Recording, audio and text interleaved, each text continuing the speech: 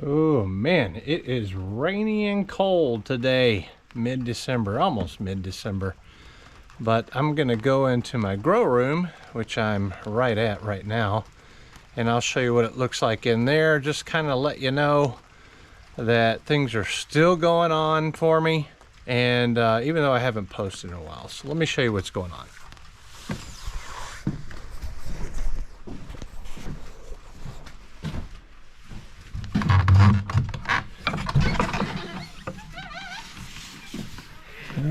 This is my grow room.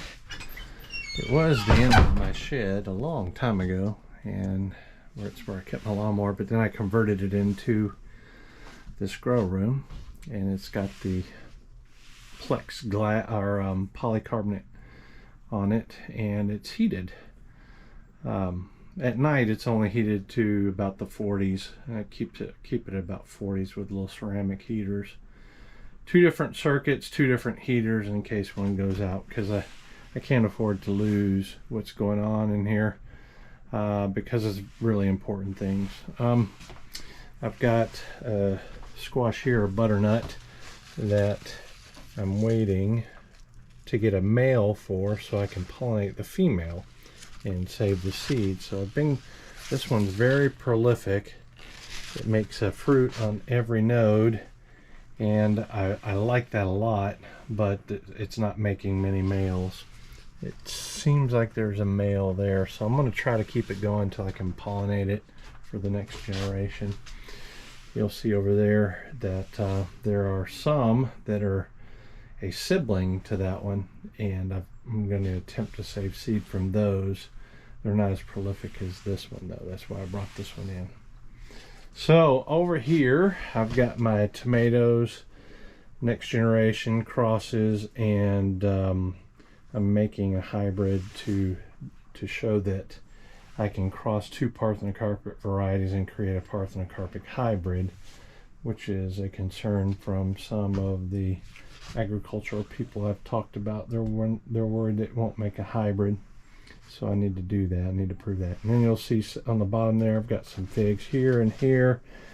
I've got some grafting of figs, some other things going on there, and a whole lot of figs over here on my grow rack here. I've got this is a 5 rack, and 4 of the racks have lights on them underneath that as you can see here, that are providing the light to the figs.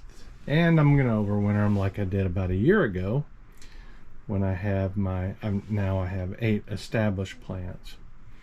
In these figs you'll see some perlite here. I'm struggling with some fungus gnats. They're really annoying me, so I've got the yellow stickies out now. You can see a couple floating over there and some in the pots. And then I put this in here. I actually did most of it today, some yesterday. So I've got that. A lot of this stuff here, about another rack, and it has lighting that I can change on the back side of it here. That's plugged in one area over there. That way I can move it around and get different, add extra lighting if I want to. But I've also taken all the junk that was on this one, and I say junk meaning it was just miscellaneous, placed all over the place during the summer, and I kind of centralized it and made a useful rack here that I can sit and use. The rack moves around, and the various things that I use here are on this rack. And obviously I did that because it's a very limited space in here. This is about an 8 by 12 inch area, and there's only so much you can do during the winter months. That's pretty much it for what's growing on in here. Tomatoes, I've got a beefsteak, cherry, beefsteak. It's going to be a back cross to make Brandy Bear larger. I've got my couple paste tomatoes here, and in this particular one here I've got some others that are starting to sprout that I'm going to cross back. Anyway, I'll bring all that stuff forward as time goes on. This was a rack that was going to be my fig starting fig cuttings rack to start figs. It wasn't enough space, and that's why I made the larger one over here. So yeah, that is pretty much it. And so I keep busy.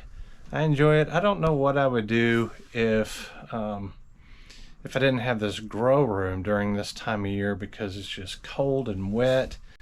There's only so many times you can go out to eat, and I am going out to eat later to have a beer, and it's one of those times the wife's not joining me, but I'll have a beer and a little meal just to get out of the house, because I'm retired. And yeah, if I didn't have this grow room, I think I'd go bonkers. So as you may have seen, figs are something I'm really getting into. I already have an orchard. I'm going to add a number of other figs to that orchard. And yeah, I tasted them for the first time this year. And just the two I tasted, Chicago Hardy and Adriatic JH, were phenomenal. If you don't know that, if you're like me, I'm 58, and I never really had a fig. Back when I was about an early teenager, I had probably a brown turkey that's been in my mom's family for a really long time, and I just didn't really care for it. It had kind of a figgy taste. That's what I call it. It was just kind of an off taste. I preferred all the other fruits compared to it. And then I had those two figs I just told you about, and sold instantly sold. I did a video, a taste test on them. And if you're like me, you're older like me, and you've never tried a good fig, their berries are all kind of berries, ranging from watermelon to coconut-like flavors, blackberry, some blueberry-ish, a lot of berry flavors, a lot of honey types and sugar types with light berry taste to them, and just all kinds of amazing flavors. Of course, I've only had two of those, and they were both berry types, but they were great. Anyway, so yeah, that's why there's a lot of figs in here. So yep, tomatoes and figs is the primary focus. A little bit of squash going on in here, and I cannot wait for spring. Thanks for watching, and we'll see you in the next video.